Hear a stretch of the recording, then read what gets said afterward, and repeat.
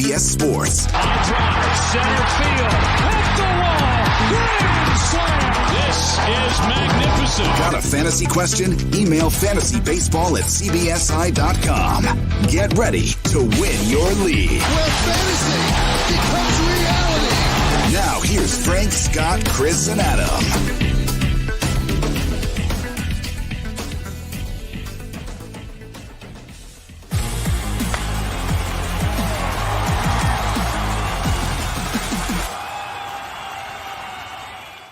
What is up, everybody? Welcome into Fantasy Baseball today on Thursday, July 29th. Frank Stanfield joined by Chris Towers for a massive trade edition of the podcast. We'll get Chris's reactions to all of the trades. Your fantasy trade deadline is approaching. We have some last-second players for you to acquire, maybe some to sell as well. We know that Chris is the man behind the scene with the trade chart, so we'll get some thoughts there on moves that we should be making. We'll recap all of Wednesday's action and so much more. Chris, what's up, man? How you doing?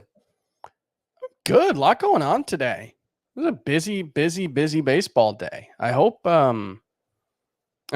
Friday is more busy than tomorrow just because I'm off Friday, selfishly. But please don't say that, Chris. Love a busy trade deadline. It's much more fun. 100%. It's definitely fun. It's awesome for baseball. It could be awesome for fantasy, depending on where your players land. And we'll talk about all that. Yeah. Especially some relievers here. That's going to change some things. But yeah, we'll be around Friday. Any big trades that happen the next couple of days, actually, we'll have some emergency podcasts for you. We currently have some up with myself and Scott's reactions to the Starling Marte trade, Joey Gallo, and Eduardo Escobar. But let's start with Starling Marte. He was traded away from your Miami Marlins, Chris, to the Oakland A's in exchange for Jesus Luzardo, which is just it's a crazy I love trade. that. It's a really, really fun trade. Marte is having an awesome season, 3.7 fantasy points per game, tied for third among outfielders, 22nd best outfielder in Roto this season, despite missing 37 games with injury. Give me your reaction to all of it. What does this mean for Starling Marte's value? Jesus Luzardo, what do you think for his dynasty value? Where does he fit in with the Marlins? Everything. So I'll start off with Marte. Downgrade. I think because the lineup and the park are better, it can be close to a wash. But, the Marlins are second in stolen bases this season. The Athletics are 16th. And that's a big part of why Starling Marte has been so good, is he's got those 22 stolen bases in 68 games or 63 games, something like that. And he's been on a 45 steal pace since getting traded to the Marlins last season. So this has been, he hasn't run at that kind of pace basically since 2017. He was more like a 20 to 25 steal guy the last couple of years with the Pirates. So the Marlins really let him run. Obviously, I think he has 27 RBI, 52 runs scored. The run production numbers haven't been great. And that's what I think he benefits from in the move to Oakland, because now instead of hitting behind a pitcher and whoever the Marlins are throwing out at leadoff on that day, I think they have a 319 OBP from their leadoff men this season. He'll be hitting behind the number 9 hitter, who's going to be bad, but, probably someone like Elvis Andrus, and then Mark Canha, who is really, really good and has a 379 OBP. I think he's been above 373 straight years. So Starling Marte is going to have a lot more run producing opportunities. And the runs, the Marlins have not scored many runs, but Adam Duvall and Jesus Aguilar have driven in all of them. And so Starling Marte has actually been on a really, really good run pace. I think he's on 130 pace for the season. Yeah, he's on a 51 steal pace this year as well. He's been incredible steals in what he's done. The power is down, but batting average, steals, runs, that's exactly what you want Starling Marte for. The one thing I'll push back on there, Chris, is for Oakland, I hear you with the steal numbers, but isn't that kind of based on who your personnel is? They've let Canha run this year, which is pretty surprising. Ramon Laureano ran a lot early on in the season, which you were actually right about. The steals have completely slowed up for him. But I think they know what they're getting in Marte. Maybe he doesn't run as much, but I think the biggest thing is that you go from the number 9 hitters for the Marlins have averaged I think it's 19 or 220 OPS for the season. Pitchers, man. And the leadoff hitters, as I said earlier, were 319. For the A's, it's like 297, I think, for the number 9 hitters and 371 for the leadoff spot. Obviously, Canna's been there primarily. I would expect he'll stay there and Marte will hit second. So it's not just that the A's are, I think, philosophically more opposed to running than the Marlins are, but I think it's also just that he's going to have fewer opportunities because he's going to have guys on base ahead of him a lot more often. You know, you think about maybe anywhere from 10 to 15% more often, which isn't nothing. But when you're talking about a category like which isn't a ton, but when you're talking about a category like stolen bases, which are inherently scarce and inherently rare, you know, there's a possibility that he just goes through a weird stretch where he just gets on base and there's someone on ahead of him every time and he won't have an opportunity to get a steal. So I think overall it's a little bit of a downgrade. I'm not saying I'm moving Marte down in my rankings, but you know, I think his value is lower today than it was with the Marlins. All right. In 1 minute or less, give me your grand scheme thoughts on Jesus Luzardo from Dynasty, what it means for the Marlins. I mean, he's having an awful season. Yeah. Bounces back. Even in AAA. And generally speaking, when a top prospect struggles like this and gets traded, you figure the team that's trading them knows something that the acquiring team doesn't, or, you know, something like that. But in this instance, the Marlins have been so good at getting not just the guys that they draft and develop and sign, but also the guys that they've traded for. Sandy Alcantara was one of them. Sixto Sanchez was another. They've done a really good job of developing guys. So you look at the raw tools that Luzardo has. He's, you know, got good size for a lefty. He can throw. I mean, his fastball averaged 96 miles an hour this season. So there's definitely skill there. He was arguably the top pitching prospect in baseball heading into last season. So I think you look at it all with the situation that the Marlins have, good ballpark. I think you probably want to buy low on him in Dynasty if you get the opportunity. And if he gets called back up, or if he, you know, reports straight to the Marlins, I'm going to add him in some of my deeper leagues and just see if they can figure something out. You know, the Marlins, I think, have earned that at this point with their pitching. Yeah, Jesus Luzardo is currently 32% rostered on CBS. And the last update we saw is that the Marlins have not decided if Luzardo will immediately join the rotation. So at least it's something that they are considering. It's in the back of their minds. By the way, if you're a Marlins fan, the future of this pitching staff, and I know, like, it doesn't always work out. The Mets had all these young starting pitchers, but yada, yada. It's pitching. But Sandy Alcantara, Trevor Rogers, Pablo Lopez, Sixto Sanchez, Jesus Luzardo, Edward Cabrera. Wow. Max Meyer's better than Edward Cabrera. He's ranked Meyer. higher in all prospect lists. So, and he's a AA. Edward Cabrera's a AAA now. So, I mean, they're going to trade one of those guys. I'm fairly certain of it. They need about 7 bats. And they did it last year. They traded, or 2 years ago, they traded Zach Gallen for Jazz Chisholm. So maybe they look to do something like that as well. Let's move into Joey Gallo right here, baby. The Bronx Bombers. And before we do that. Oh, you always want to talk about your favorite team. I know. This is his official entrance music to New York. You're falling. Yes. Like the Yankees down the standard. All the good times are still a bargain. Joey Gallo, man. Look, it's a match made in heaven. I don't know what else you need to add. I saw via, who was it? Roto_Nino on Twitter. He had like the StatCast numbers for what would Joey Gallo's home runs be if he played in Yankee Stadium, and it would be 29 instead of 25. So not a huge number, but short portion right field. The full trade, by the way, Joey Gallo and reliever Yoeli Rodriguez for 4 prospects from the Yankees.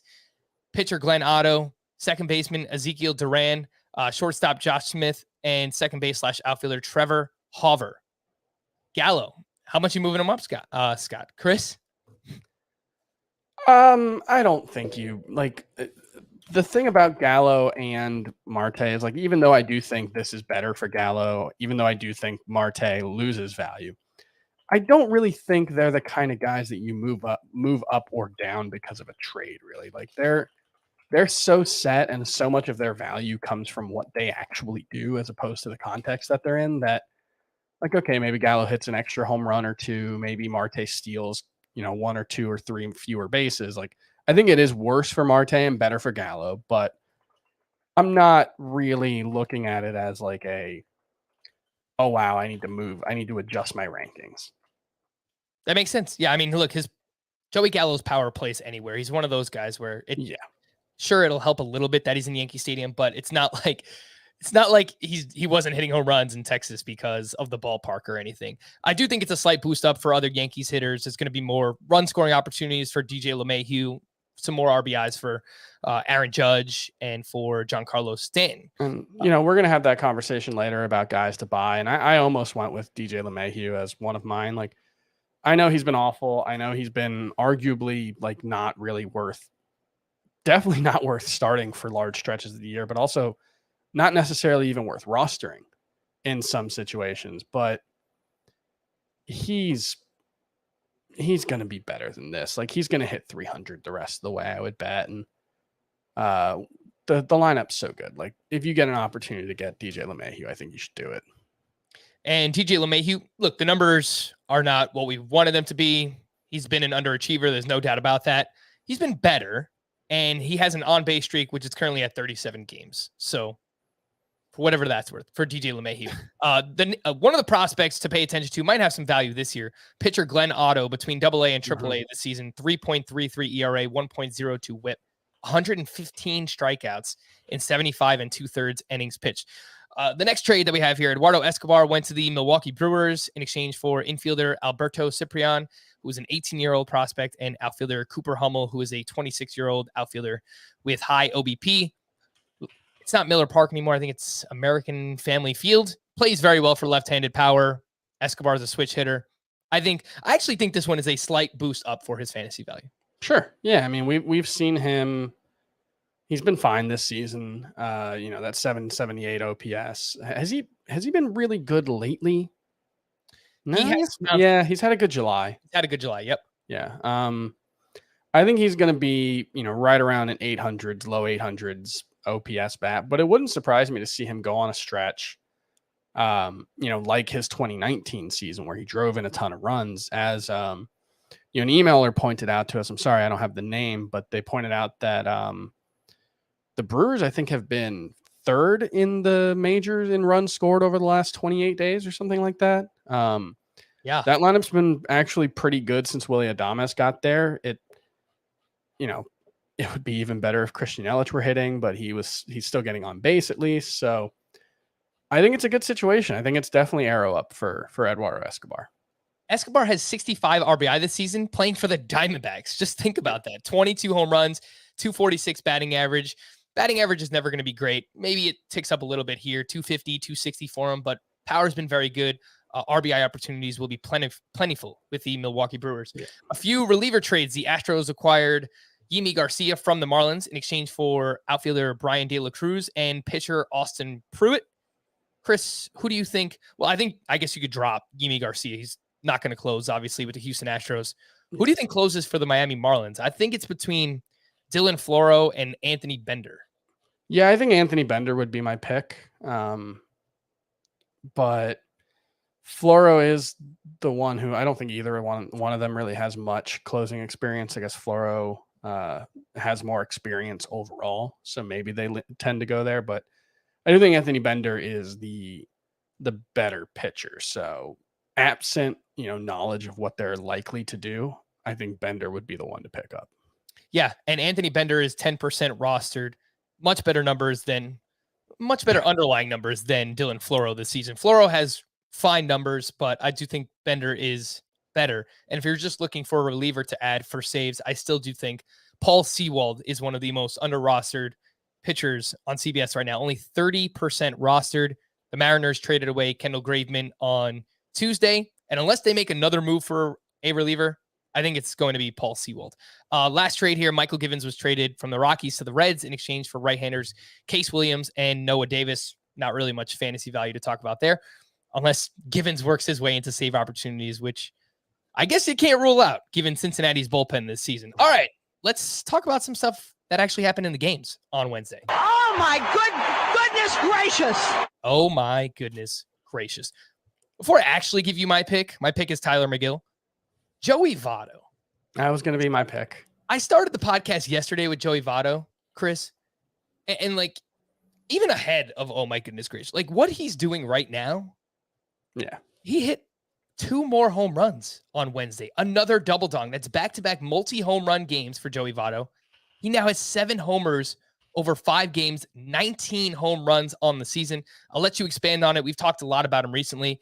And I told Scott yesterday, I moved him inside my top 12 first baseman, which maybe it's a little bit of an overreaction, but he kind of just looks like he's back. Yeah, I mean, and if you had told me Joey Votto was going to reinvent himself late in his career and, either sacrifice some power or sacrifice some contact rate to become more of a power hitter as he aged, that would have been what I would have bet on. And I would have bet on him doing it successfully because he's such a talented hitter and such a cerebral player. And we saw it at the end of last season. I was a little bit skeptical coming in. I certainly didn't have him ranked as highly as he's played, but before did he have COVID right before the season? I don't recall that happening. I know he definitely had COVID at some point. There was something where he wasn't there. There were some concerns about whether he'd be ready for the season. I kind of took him out of my top 200 and just stopped thinking about him really. Yeah, but he returned to the team on March 21st. Yeah, but he's on a 35 homer pace. He's been really, really good this season. And the underlying numbers, obviously this hot stretch has really helped the overall numbers, but you remember early in the season, we were talking about the overall numbers were really the underlying numbers were so much better than the overall numbers that, it was kind of like I was trying to figure out what was the reason why he wouldn't be living up to it. And I said, well, he's lost a lot of speed. He's never been a super fast guy, but he's down to 16th percentile in sprint speed. Maybe he's a little more shiftable, and maybe he just wasn't going to hit those expected numbers. He's right at them now, which gives me, actually he's a little still below them. 379 WOBA coming into today, 394 X WOBA. The fact that those match up now, I think that's reason enough to buy in. 79% rostered is Joey Votto. We've talked about him a ton recently, so I don't really think there's much else to add, but the guy is just on fire. So love to see it. Hall of Fame push. Let's go. Joey Votto. I want to talk about Tyler McGill, who was up against the Braves on Wednesday. 5 1/3, 5 hits, 1 run, 1 walk, 6 strikeouts, 14 swinging strikes on 94 pitches for McGill. He's made 7 starts now with the Mets. 2.04 ERA, 1.10 whip, 3.89 xFIP. Okay, he's been lucky so far in some areas. His strand rate is very high. I think it's over 90%, and he's had some home run luck. 2.17 expected ERA, so he's really limiting hard contact. Roster rate is up to 76%. I feel a little bit more confident in him than I guess we've given him credit for to this point. So I don't know if he's just going to remain in the Mets rotation the rest of the season, but he's a big pitcher. He's 6'5", 6'6". He has 3 pitches. 6'7". 6'7". Yeah, he has 3 pitches that work. Next week, in line for 2 starts at Miami, at Philadelphia. I like what I'm seeing from Tyler McGill. I'm buying in, Chris. I mean, if you look at the StatCast stats, he looks like an ace through his 7 starts. It's a small sample size, but 258 expected WOBA on contact. That is 100 points lower than the league average. We talk about Kyle Hendricks being kind of the king of that. Well, Kyle Hendricks is usually in the 330 range. Tyler McGill's not going to keep this up. This is an absurd level of quality of contact suppression, but the fact that he's showing that skill is a very good sign, especially because he's combining it with good enough control and a pretty good strikeout rate. I don't know how super sustainable this is, but based on what he's done so far and the skills he's showed, I can't make a reasonable argument against him being rostered in every league. Yeah, and if you look at his numbers at every level in the minors, they've been fantastic at every stage. I mean, over 10K per 9 at every single level. There were a few stops here, small sample sizes. He had an ERA over 4 at high A in 2019. Some other stuff here. But if you look at the FIP, the xFIP, and the whip for him, basically at every level, and the swinging strike rate for Tyler McGill, it all adds up. So I'm pretty intrigued. roster rate's climbing up there. He's 76%, but 2 starts next week. I think you could just keep him in your lineup at the Marlins and at the Philadelphia Phillies. How about an oh my goodness gracious game?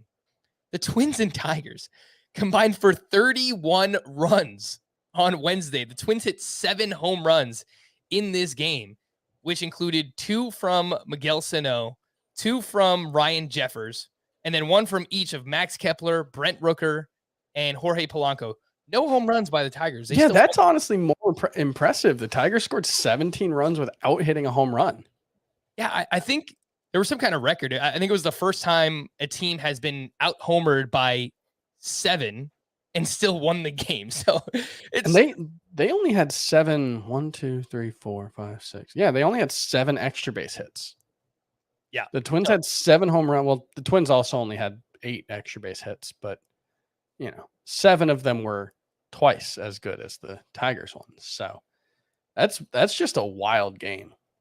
Yeah, it really is. I don't know, honestly, if there's much to take away from it. Max Kepler has been really good in the month of July. Brent Rooker, someone Scott and I spoke about yesterday, he has power, has shown that in the minor league level. So in deeper leagues, 15-team roto, if you need power, I think he's a name that you could look at there. For the Tigers, each of Akil Baddoo, Derek Hill, Jeimer Candelario, Willie Castro, Harold Castro, and Grayson Griner had multiple hits. Akil Baddoo, we know, is very good. Jeimer Candelario, he's fine. He's a corner infielder in deeper roto leagues if you need one. Not really intrigued by anyone else there. Who started this game? Willie Peralta. That experiment. Yeah, that's the takeaway here. That experiment is over. 11 earned runs over his last 2 starts. And Jay Happ on the other side, his ERA is now up to 6.77. Bring us Joe Ryan. I want to see what the prospect could do. I think we're getting closer there. Once we get into August, Twins not playing for much. I think they want to get a look at some of these.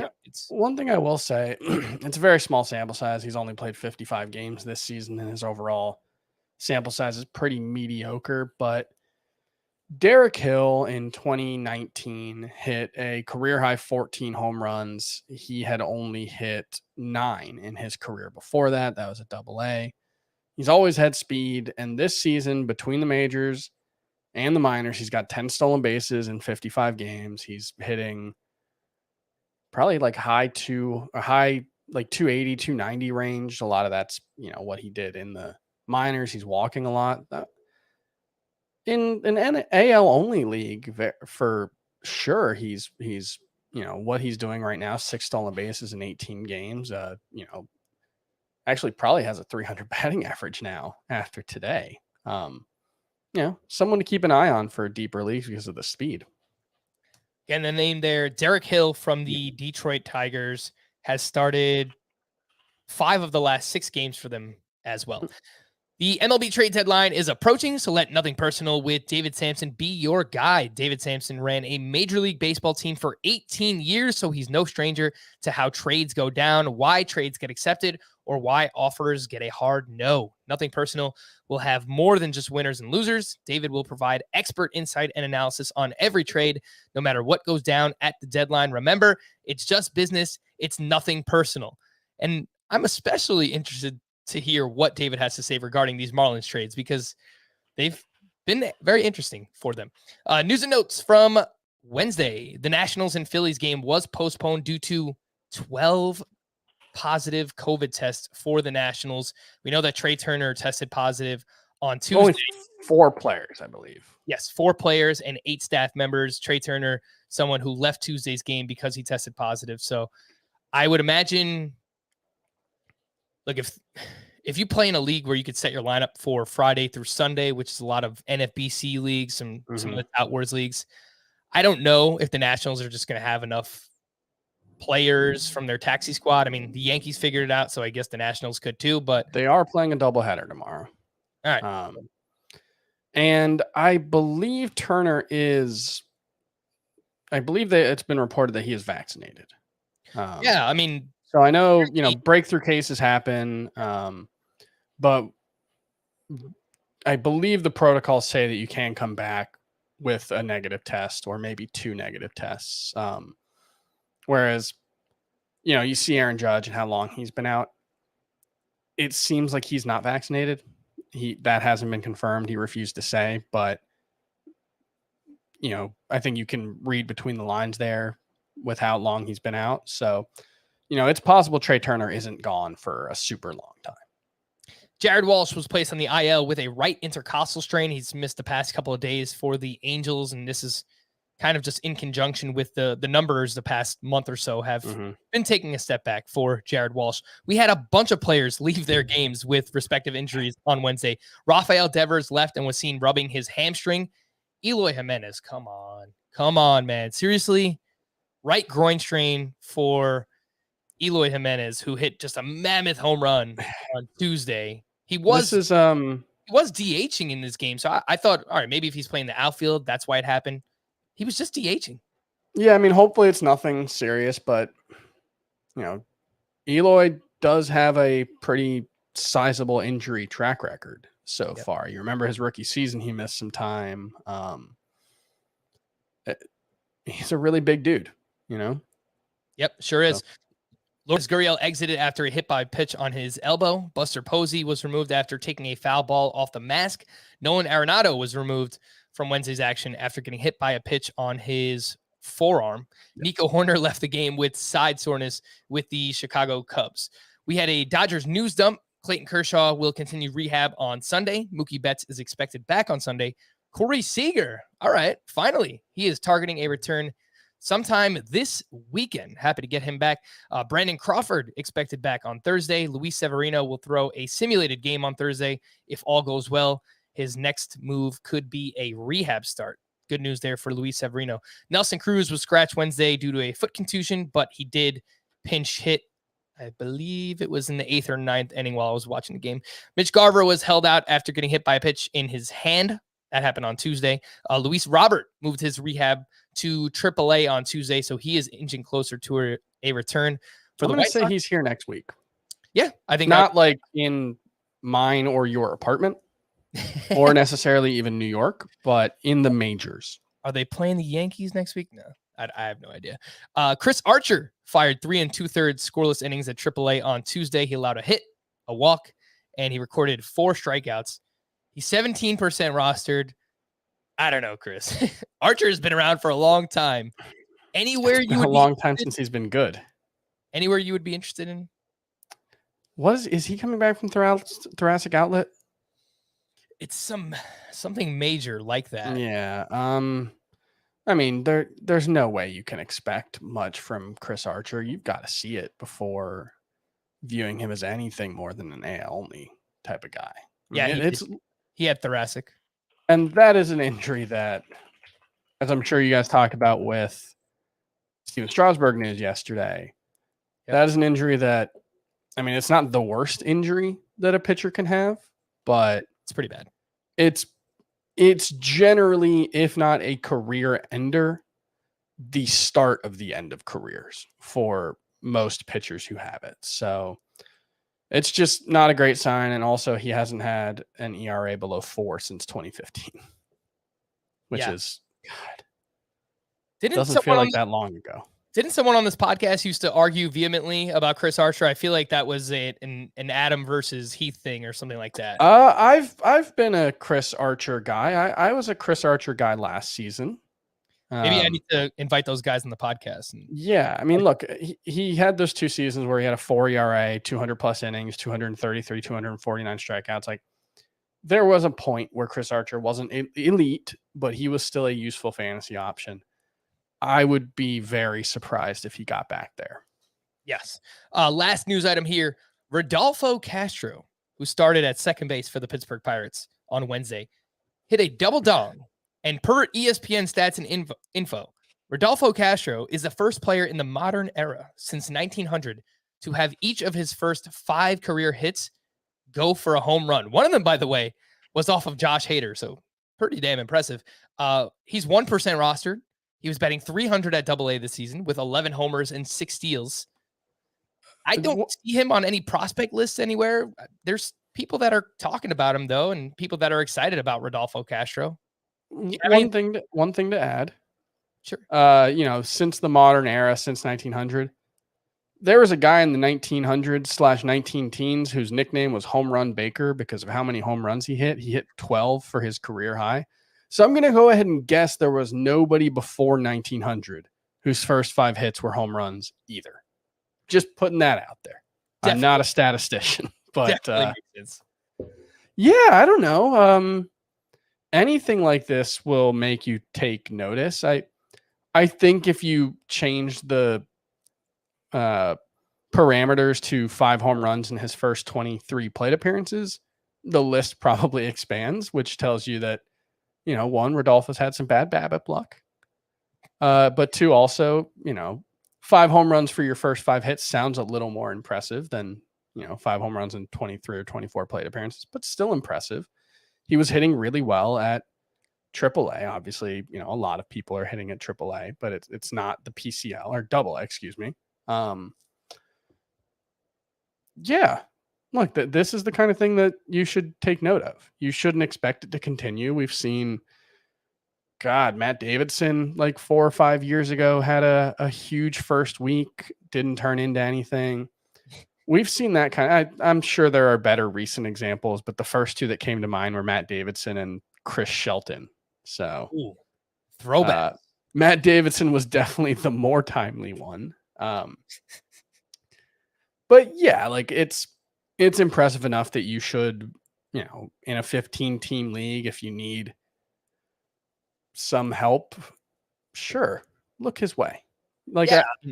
I keep looking at, I keep thinking about Ryan McMahon and just how awful he's been for, really like the last month, but really he's been kind of not useful for like 3 months now. I'm not necessarily saying I would drop Ryan McMahon for him, but if I was in a spot where I was still relying on Ryan McMahon, sure, take a flyer, see if Rodolfo Castro can turn into something. Rodolfo Castro, Adam and NL only, maybe in some of your 15-team leagues. He's very impressive. And you know who else is impressive? Express confidence. Express You. Express is all new and all about you with a fresh mix of casual, versatile, and super comfortable styles. Got to start with their cotton stretch shirts, which are breathable, stretch-infused cotton for all-day comfort. My first priority is always comfort. And if I'm not comfortable, I'm not confident. By the way, I feel very comfortable right now. You know why? This V-neck right here. It looks nice. You guessed it. It's Express. These are also machine washable, so you don't have to worry about dry cleaning, and are available in all different kinds of solid colors. Maybe you need to dress up for a special occasion this summer, a wedding, graduation. Graduations are probably over, but something like that. Whatever it might be. Express offers suiting and separates designed to be worn together as a suit or separately with casual pieces. I bought one of their slim-fitting olive blazers from the Luxe Comfort collection, and it really is the perfect combination of style and comfort. Available in chambray, linen, seersucker, and the aforementioned Luxe Comfort knit. Make sure to be on the lookout for great summer deals in stores and at express.com. Express confidence, Express You. Let's check in on some starting pitchers who are going on Wednesday. Blake Snell, up against the Oakland A's, 4 innings, 7 hits, 4 walks, 4 earned runs. He has gone to 6+ innings in 3 of 19 starts this season. And since 2019, following his Cy Young season in 2018, Blake Snell has pitched 241 in the 3rd innings. He has a 4.48 ERA and a 1.35 whip. And we've brought this up all season, Chris, and the reason why I continue to do so is because he's 93% rostered, and he still started in 60% of CBS leagues. I don't know what else we need to see. I've dropped him, I believe, outside my top 60 starting pitchers. This guy should not be started on your fantasy team. 2 starts, it doesn't matter. Like, good matchup. I need to see 2-3 starts in a row to earn trust to get Blake Snell back in my lineup. Frankly, Chris, I am surprised that his roster rate and start percentage are still that high. I guess I'm not, just because it's really hard to drop Blake Snell. Like, you don't have to. I understand it. He shouldn't be started right now. No. I would drop him for Patrick Sandoval, by the way. I think Patrick Sandoval is going to be better the rest of the season. I had Blake Snell at 54 the last time I updated my rankings, which is about a week plus ago. So yeah, there's just nothing about what he's doing right now this season. He's getting a lot of strikeouts, but even that is, he's got a 29% strikeout rate, which is pretty freaking good for most pitchers, but it's actually his lowest since 2017. He's got a 14% walk rate, which is bad for anybody. And he's getting hit really hard. It's not like there's a lot of bad luck at play. If anything, he might be a little lucky that he only has a 5.44 ERA because he was overperforming his expected ERA by 0.4 runs coming into today's start. He's getting hit hard. He's got bad control. He's not getting an elite number of strikeouts. Yeah, there's nothing good about it. One thing I will point out is you said, since 2018 or since the start of the 2019 season, he has that 4.48 ERA or whatever the exact number was. I'll just quibble with it because 2019, he was actually really, really good. He had a 3.06 X ERA, 3.32 FIP. Last season, the xERA and FIP weren't quite as good, but the xFIP was very good. He was awesome in that playoff run. There is something wrong with Blake Snell now. There's something that's gone wrong with Blake Snell since last season to this season. And I wonder if it's, the elbow issues that he's had over the past couple of seasons. There was a shoulder thing as well at one point, I believe. And so there was a piece, I can't remember who wrote it. I think it was on Pitcher List about a month ago, talking about how his arm slot's lower and how that's affected the movement of his breaking balls and how it's made his fastball less effective. And that's the kind of thing that, like, if he is fighting through something, that might be an explanation. He's still getting the velocity, but if he has to change his mechanics to get that velocity and he's not throwing with as much control, and that was never a strong suit for Blake Snell. It's really hard to find a reason to be optimistic. Get him out. Yeah. Get him out of those lineups, Blake Snell. I want to see that start percentage down below 20% by next week. You could, I guess, in NL only, you don't really have a choice, but I don't even know if that makes up 20% of our CBS leagues. Probably not. Zack Plesac up against the Cardinals. 5 innings, 7 hits, 2 runs, 4 strikeouts. Another just meh performance from Zack Plesac. And we did have a request on Twitter to try and figure out who Zack Plesac is this season. And I've got it. I've got it. Zack Plesac is 246 and a third innings into his major league career. He has a well below average strikeout rate. He's got pretty good control. 2.2 walks per 9 is pretty good. It's not quite elite, but it's, well above average. 1.5 home runs per 9, a 4.55 FIP, and a 3.62 ERA. If you put all of those things, and he has his ERAs over the course of his career, and the 2 biggest sample sizes now are 3.81 and like 4.20 after tonight's start. Then he has the 2.28 ERA in 55 and a third innings in 2020. I think with nearly every pitcher, we would look at all that and say he's kind of just a guy. I don't understand why we wouldn't say it with him. I know he was awesome last year, but like mediocre pitchers have 8 start stretches where they're awesome all the time. Yep. So I look at it all and say, like, the margin for error is so slim for someone who gets hit as hard as he does that if he's not just absolutely on the top of his game, things can go ugly really quickly. And I think it's asking too much for him to be on top of his game all the time. I think he can be a useful fantasy pitcher, but the dreams of him being the next Shane Bieber, which I think was kind of what people were hoping after last season, was, another huge success for the Indians.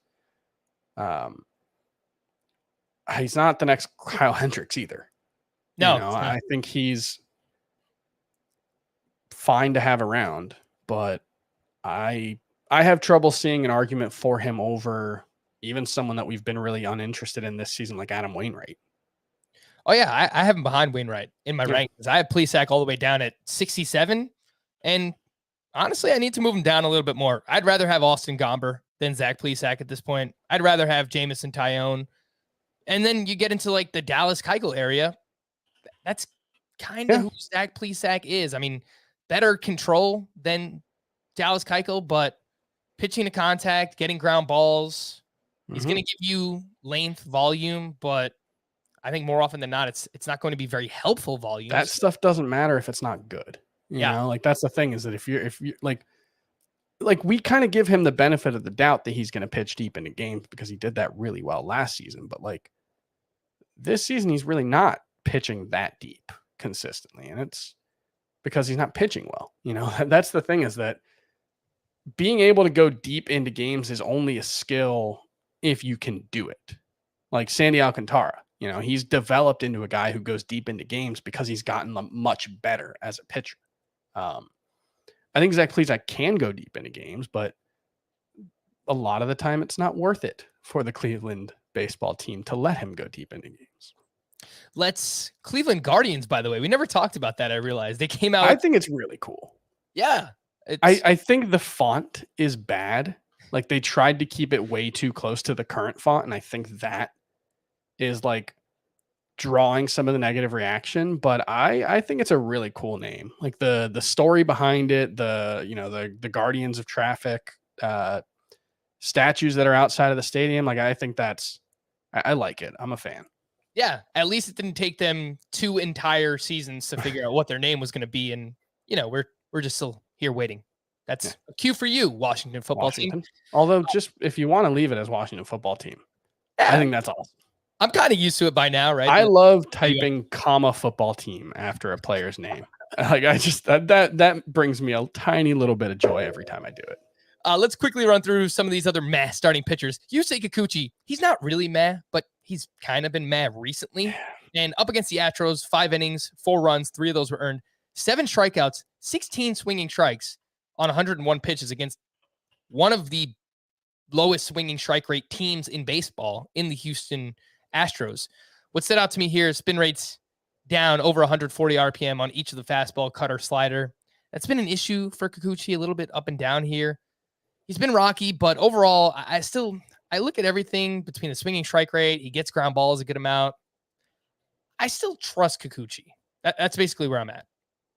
Yeah, one thing I'm looking for in this one was the changeup usage because that was way up in his last start. Yeah, he didn't use it that much today, but 14 times. You know, he's a legit 4-pitch pitcher.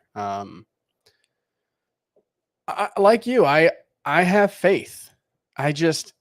Everything that's gone wrong for him basically comes down to the 24% home run to fly ball rate, and that's just really hard to sustain.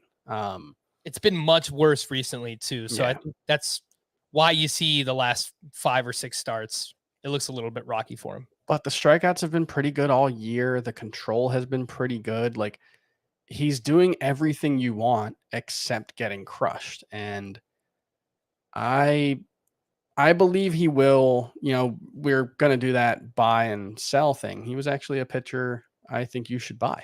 Yes.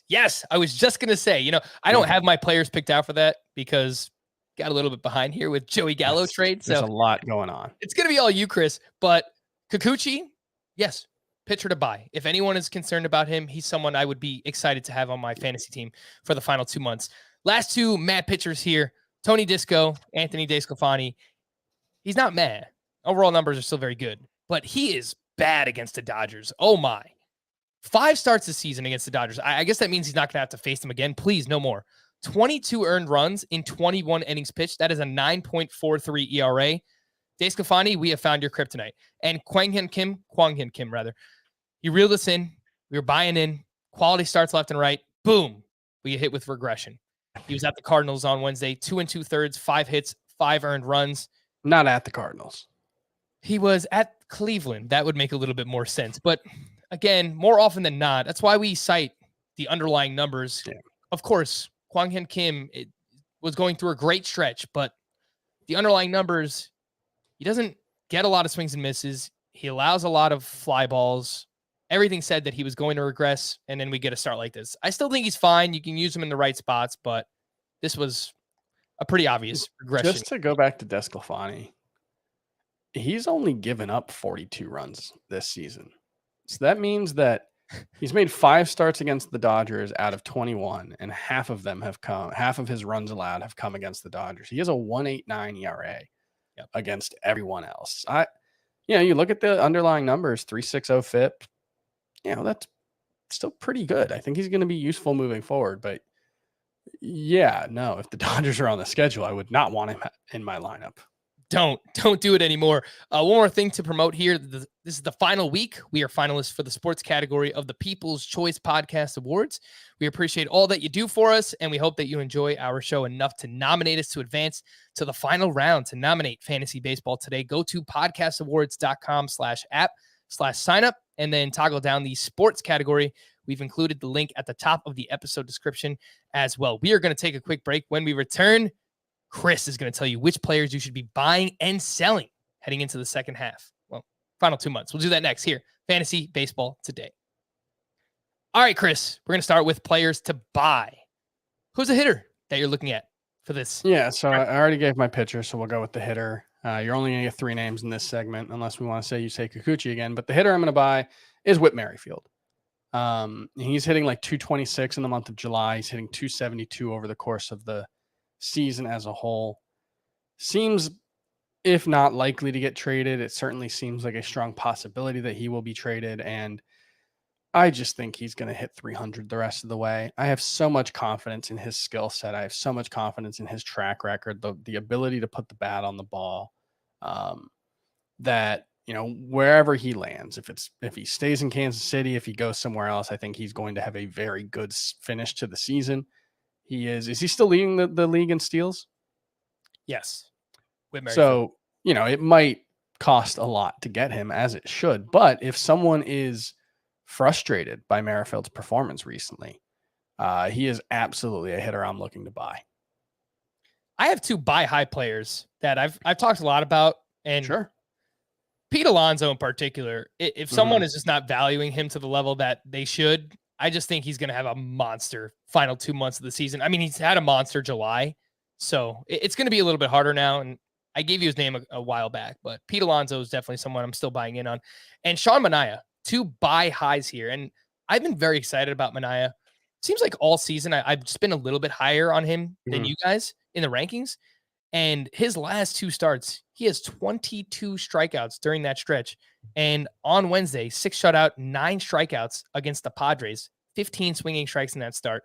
The ERA is down to 3.01, career high swinging strike rate for Sean Manaea. I just think there are people out there who maybe like Yusei Kikuchi, they're just not buying into the level that they should. And even his teammate, Chris Bassett, is another pitcher like that, where we just look at him and we're like, all right, yeah, like he's good. But I have both of these guys ranked inside my top 40 starting pitchers, and you can argue maybe they should be even a little bit higher there. So Manaea and Pete Alonso for me, players to sell. Chris, who you got? 1 hitter and 1 pitcher. The thing I'll add on Manaea is he's now averaged 92.9 miles per hour or better with his fastball in 3 of his last 4 starts. He was up to 93.2 miles per hour. I think that might actually be the highest of the season for him with that sinker. So that actually, yeah, that's his highest since 2017. Manaea has always been a guy who will go through these stretches. He reminds me a little bit of Alex Wood. He goes through these stretches where he looks really, really good, but then he comes back down to earth. He's really hard to pick up. He's hard to, for opposing hitters to pick up his delivery. If he's throwing 93 to 95 instead of 90 to 92, all of a sudden that plays up even more.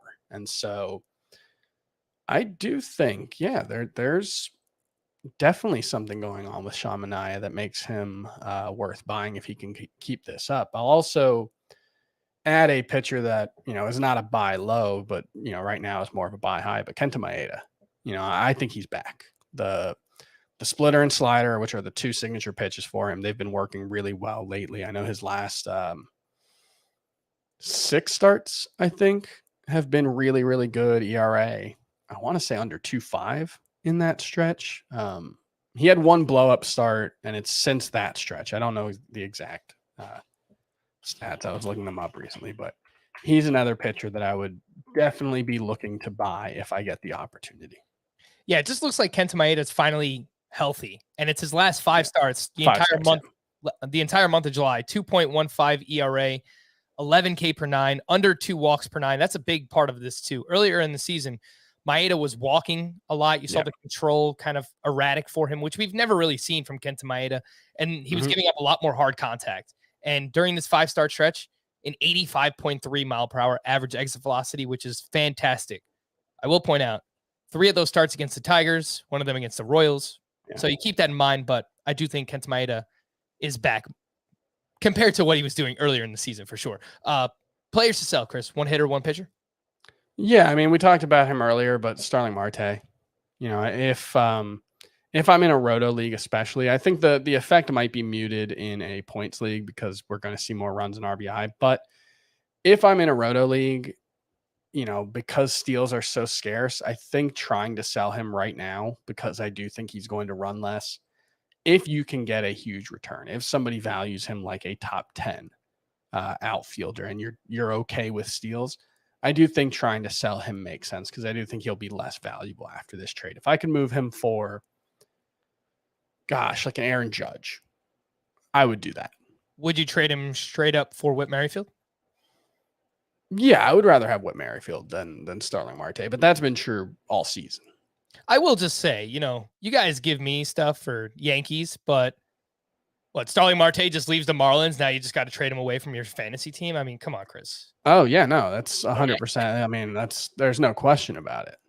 The Marlins turn every hitter into magic. A pitcher to sell. I know you don't agree, but Jameson Taillon, I just don't buy what he's doing lately. I don't think there's much there. I know he is coming, not coming back. He's back from the injury, but he's, starting to find himself or maybe getting more comfortable. Yeah, I don't really buy it. He had the 9 strikeout start on July 6th. Since then, 11 strikeouts, 7 walks, and 18 in the 3rd innings pitched. I don't think he's got the juice. I don't see it there. The 9 strikeouts really stand out like a sore thumb. No matter how far back you go, you really can't get to a point where he's got even an average strikeout rate. So I don't think Jameson Taillon's going to be able to stay, as even an average pitcher moving forward. No, I'm fine with really that. Hating hard on the Yankees here. No, I'm actually fine with that one because during this 4-start stretch, he's got a 1.42 ERA. His xFIP is 5.32, and that's because he's allowing over 50% fly balls, and he pitches in Yankee Stadium. And he's not getting those swings and misses. His swinging strike rate is right around 11%. That's about league average, just 7.1 K per 9. I think Taillon is fine as a streaming starting pitcher. He's just inside my top 70, but I don't know that he's going to be much better than that unless he starts to get a few more ground balls here. I swear I didn't pick 2 Yankees on purpose. Gosh, how dare you, Chris? All right, we have about 10 minutes left. Let's try and run through as much of this stuff as we possibly can. What do we do with these starting pitchers? Madison Bumgarner at the Rangers on Wednesday. 7 innings, 2 runs, 4 strikeouts. He's 57% rostered, and it looks like he's in line for 2 starts next week up against the Giants at the Padres. Not the best matchups. No. But he's a streamer. He's a fine 2-start option. I would imagine he'll be ranked pretty highly in Scott's 2-star pitchers list. The spin rates remain way down. We're talking about 300 RPM on each of his pitches. So I don't know what's going on with that for Madison Bumgarner, but you can guess. Sure, but he wasn't good before the spin rate kind of thing went down. So I don't know. Jordan Lyles is the pitcher who opposed Madison Bumgarner in the start. 7 innings, 2 runs, 6 strikeouts. He had 15 swinging strikes on 98 pitches. By the way, I think this game is a perfect example of stream your pitchers against the Diamondbacks and the Rangers moving forward, especially no Joey Gallo. I mean, those two are just prime matchups. Anyway, Jordan Lyles, 10% rostered, up against the Angels and at the Oakland A's next week. Anything? 2-star streamer only in points leagues. He is actually going deep into games lately. Over his last 6 outings, he's gone at least 6 innings in 5 of them. He's actually now 7 because he went 7 in this one. He's gone at least 6 innings in 6 of his last 7. He's gone at least 7 in 3 of that stretch. One of them wasn't even a start. He actually pitched 6 innings out of relief. So, in a points league, because of that volume, I think you can get away with using him in a 2-start week. But Roto, I still think the most likely outcome is he's going to be a 4 or 5 ERA guy at best rest of season. I probably should have talked about Tanner Houck sooner than 55 minutes into the podcast, but he went up against the Blue Jays on Wednesday. 4 innings, 1 run, 1 walk, 7 strikeouts, 14 swinging strikes on only 75 pitches against a really, really good Blue Jays lineup. 33% called strike plus swinging strike percentage there. Hot strike percentage. Got that right for you, Chris. Someone pointed out via email that you can swing at a strike and it might not be caught. So it's caught eventually. Tanner Houck is 41% rostered in 3 games, 2 starts since being recalled, 11.2 innings, 1 run, 18 strikeouts. There might be something here. Yeah, there's definitely something there. I mean, he's appeared he's thrown 39 and a third innings in his major league career, and he's got, do some quick math, 52 strikeouts. It's pretty good. Only more quick math, 14 walks in those 39 innings. That's actually quite impressive. I just think the problem is he's always going to be a short spurts kind of guy because he really is just a 2-pitch pitcher. And it's not like he's, like a Dinelson Lamet type where he's throwing the slider 50% of the time. It's been more like 60-40. So I think he's probably always going to have trouble pitching deep into games. They're probably always going to have a pretty tight leash on him in that third time through the order. But there's value in that kind of guy if he can keep racking up big strikeout numbers like he has. 15 and 9 innings over the last 2 starts. The Red Sox are currently rolling with a 6-man rotation. Chris Sale is on his way back soon, so they're going to have to boot somebody from this. It could be Tanner Houck, but if he continues pitching well, Garrett Richards, Nick Pivetta, those guys have fallen off. So maybe he'll stick around. I will say, if you just want to take a shot on upside between the names we've talked about so far, Mad Bum, Lyles, Houck. Oh, yeah, he's definitely has the highest upside of that group. Chris Bubich, 6 innings, 2 runs, 3 strikeouts against the White Sox. He's 8% rostered. That's 3 straight starts for Bubich of at least 6 innings and 2 earned runs or less. And it looks like he's in line for 2 starts next week at the White Sox, at the Cardinals. I kind of like Bubich. He's got 3 pitches. I don't know that any of them are great, but I like what I've seen through this 3-start stretch. I like him more than Lyles and Mad Bum. I guess because he's young. That's kind of the only thing I really think he has going for him. You look at the xERA is 5.81 right now, which is like when you've got a 4.72 ERA and your or 4.58 ERA and your xERA is a run worse. That's a pretty bad sign. I do remember, when he got called up being pretty interested in him, but he just doesn't seem to have good stuff. Like the secondary pitches don't get many swinging strikes. The fastball is well below average in speed and spin rate. And so I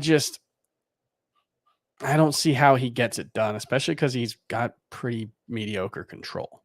So I would like to be interested in him, but I can't get there.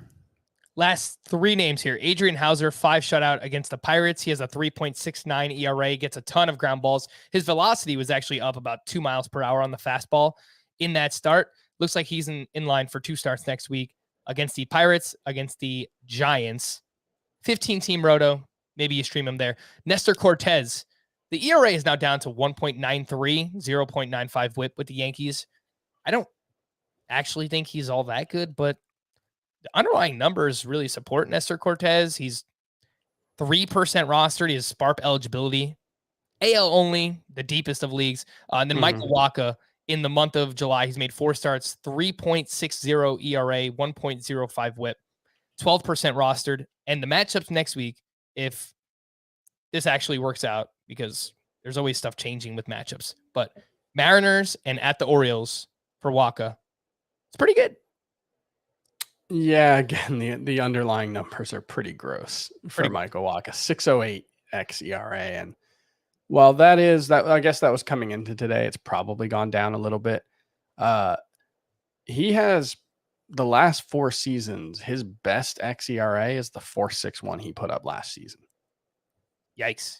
That's not great. It's certainly not what you want to see. And he went against the Yankees today. I think, especially moving forward, the Yankees are going to kind of they're not going to be a good matchup for pitchers.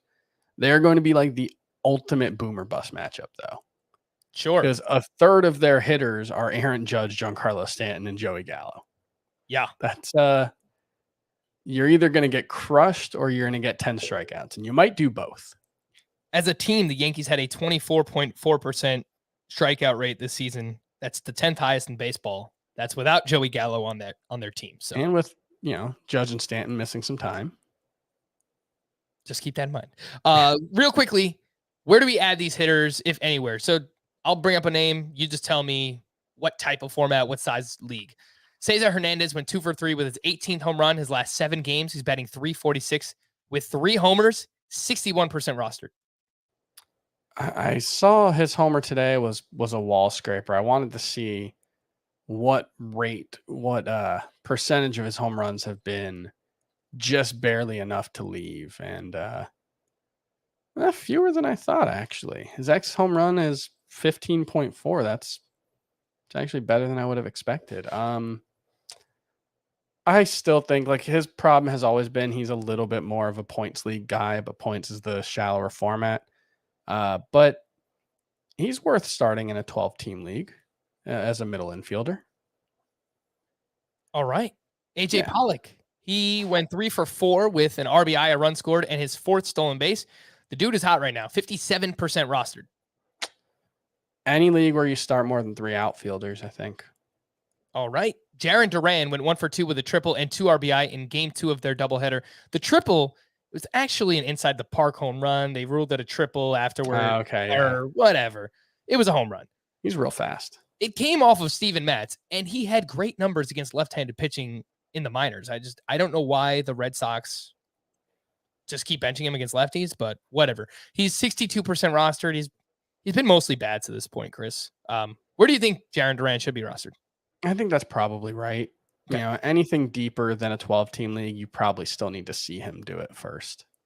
Miles Straw went 2 for 5 with 2 steals. He's now up to 17 steals on the season. He's 38% rostered. Just roto or categories leagues where you need speed. No value outside of that. Yeah, he's really a one-trick pony. 262 batting average. It doesn't hurt you. It doesn't help. He's going to steal 25 bases and hit 265 this season. Before the season, we definitely would have taken that. Yeah, that's true. I mean, I guess even in 3 outfielder leagues categories, if you really need speed, Miles Straw, that's a name for you. Dalton Varsho, 10 hits, 4 homers over his last 7 games. He has started in center field in 2 of the last 3 games, 43% rostered. I'm going to marry these together. Max Stassi hit his 9th home run of the season on Wednesday. He's 51% rostered. Which one would you rather have, Chris? Varsho, Stassi? I want it to be Varsho. I really, really badly want it to be Varsho because the potential to get a power speed guy at catcher is so hard to pass up. What's his playing time look like when Ketel Marte gets back? Which should be next week, right? It could be. He, I believe, just started his rehab assignment on Monday. Yes. So, I mean, obviously, the way this season has gone, there's no guarantee Ketel Marte stays back when he's back. But yeah, I think that's the concern. It's just what's the playing time look like. But I think it would still be Varsho over Stassi. Oh, come on, Stassi's the man. He's good. Top 10 catchers. I'll take Stassi. I like both of these guys, though. I think Varsho is pushing that top 12 range where move him ahead of James McCann and Sean Murphy and maybe even Omar Narvaez at this point. Varsho is very interesting, and now starting in center field definitely helps give you volume from the catcher position. Mm-hmm. Carson Kelly is a name that's going to return at some point too, but with Eduardo Escobar being traded, you could tell Marte back at second base if they want to go that route. As long as Marte's playing well, I think they're going to leave him in center field. So I like. I mean, look, if he keeps hitting like this, he's going to force the point either way. All right, the call to the pen, some bullpen updates for the Blue Jays. Jordan Romano got his 8th save in game 1 of the doubleheader. Then Matt Barnes got his 23rd save in game 2. For the Mets, Edwin Diaz got his 23rd save. For the Yankees, Aroldis Chapman has looked very good past couple of outings. 20th save for him. For the Diamondbacks, Joakim Soria was used in the 8th inning. Tyler Clippard picked up his first save of the season, his first save in 3 years. How about that? The White Sox, Liam Hendricks gave up a solo home run to Salvador Perez. He took his 5th blown save of the season. And I saw that the Angels only won by Raisel Iglesias. I think he got a win. Yes. I think he pitched the top of the 9th or bottom of the 9th in a tie game and then got the win. Well, they were home, so he pitched the top. It looks like he gave up some. No, he didn't. So he came in the 8th in a jam.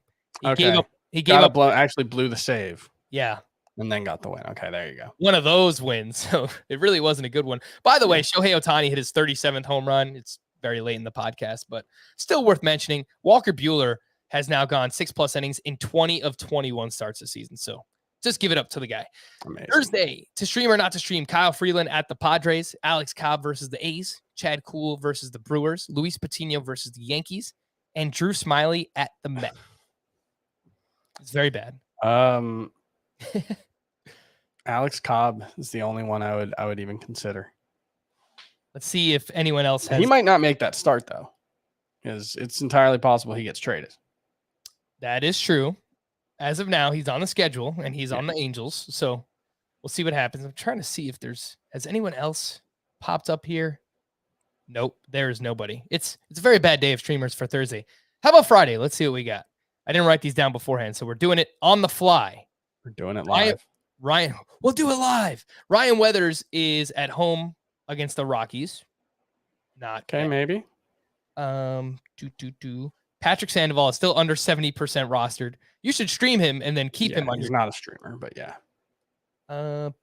Wade LeBlanc. Like Tuca Toussaint. Bad. Also, like you can add Tuca Toussaint. I don't know if I want to start him against the Brewers right now. That's true. They are hot. All right. And I assume Logan Gilbert is out of streaming roster rate, but if he's there, yeah. Colby Allard against the Mariners? Huh, Chris? Nah. Who's facing the Pirates? Oh, Aaron Nola. He's going to be in your lineup anyway. Stream him. Who's facing the Marlins? Jameson Tyone. He's over 70% rostered. Start him. There's not really Martin Perez at Tampa Bay. They do struggle against lefties quite a bit. Yeah. Matt Harvey, the Dark Knight at the Tigers. 2 straight quality starts. No, thank you. All right. Ross Stripling, actually, I do like against Kansas City. I know he's under 70% rostered. Yeah, so we'll give you one. Ross Stripling up against the Kansas City Royals. I believe the first game back in the Rogers Center. So it should be a lot of fun there for Blue Jays and their fans. We're going to wrap there. For Chris, I am Frank. Thank you all for listening and watching Fantasy Baseball today. We'll be back again tomorrow. Bye-bye.